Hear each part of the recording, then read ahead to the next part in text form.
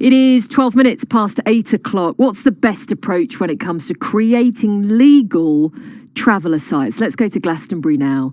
So we've been taking a look at a new approach being taken by Mendip District Council there.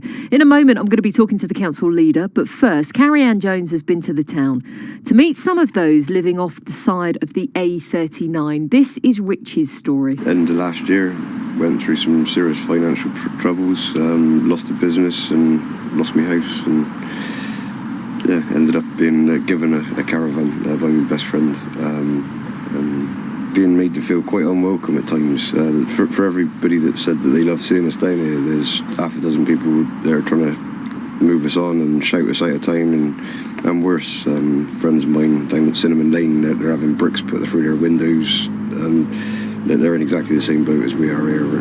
It is homeless people. There's probably 15 to 20 of us, and we get people sort of just rocking up, needing a place to stay on quite a regular basis. But what are the council doing?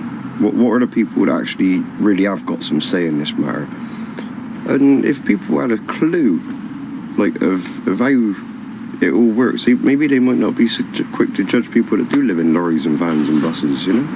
When you're forced to live that life, because I really was. I had it so wrong when I was driving past. What would you like to see happen? I think what they've got an opportunity of here in Glastonbury is setting a good example to the rest of the world, really. So if we can't live in harmony with each other, how can we live in harmony with the rest of the planet? Let's actually do something productive instead of talking about it. I ain't got all the answers, but I'm sure that out of the hundreds of people here in this town, not only have the answers, they'd have the ability to get it done straight away as well. That's Rich speaking to Carrie-Anne. Throughout this summer, Mendip District Council says more people have been getting in touch about vehicles and caravans on the roadsides and green spaces in the town. Now, the Liberal Democrats who took control of the council 6 months ago, so they've come up with a range of plans to try and tackle some of the issues. Now, this includes everything from looking for permanent accommodation sites in the area to removing boulders that were put in place by previous Conservative administrations to try and stop illegal encampments. Ros Wyke is the Liberal Democrat leader of Mendip District Council and chair of the panel which has been looking at this situation in Glastonbury. Morning to you, Ros. Good morning, Claire. Go through them. What do you want to do exactly in Glastonbury, in the town?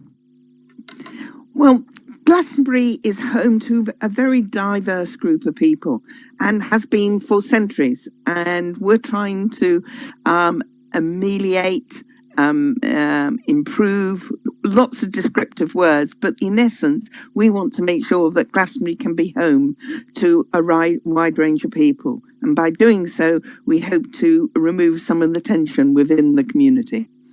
Isn't there a risk with that Glastonbury could potentially be seen as a bit of a soft touch for unauthorised traveller sites, and this becomes more of an issue? I think that's a very reasonable concern on many people's part, but we do need to address the issue we have at the moment, which is there are people living in caravans, tents, static homes, both on the street and on private land as well as public land.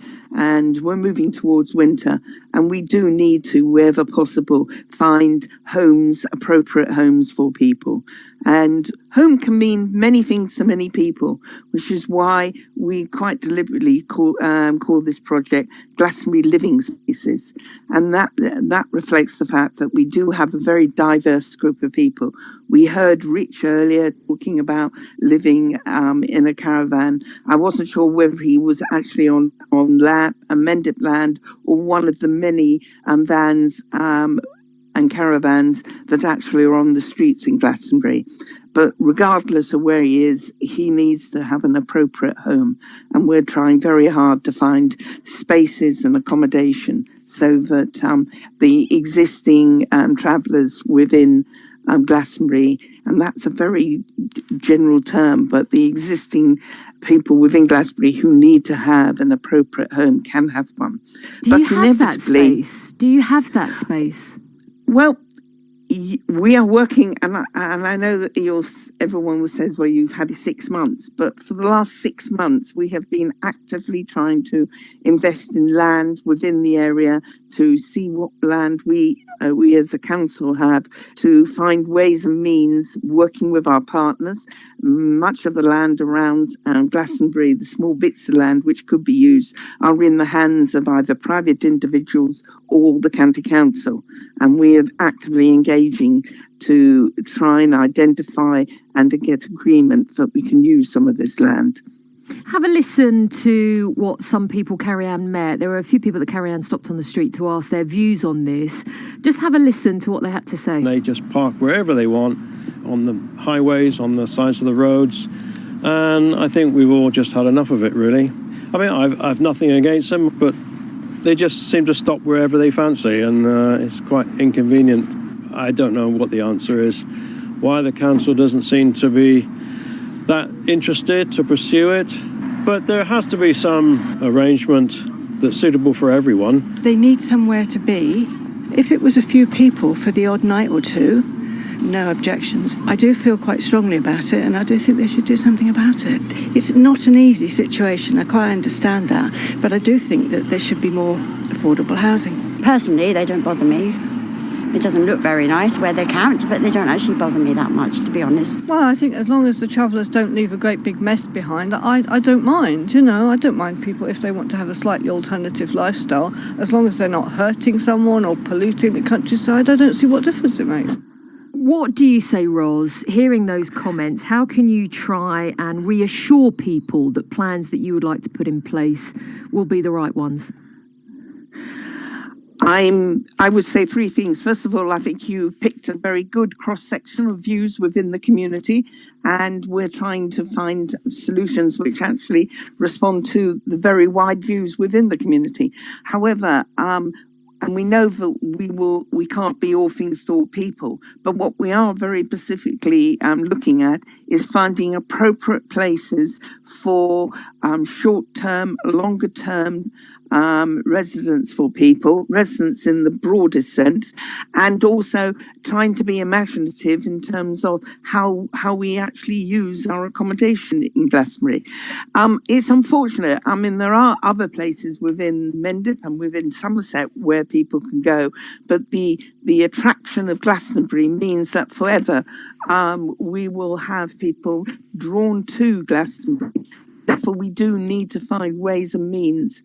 And it's not a simple solution. I think several of your residents said that. And we will find solutions, but it takes time. It can't be a magic wand affair. OK.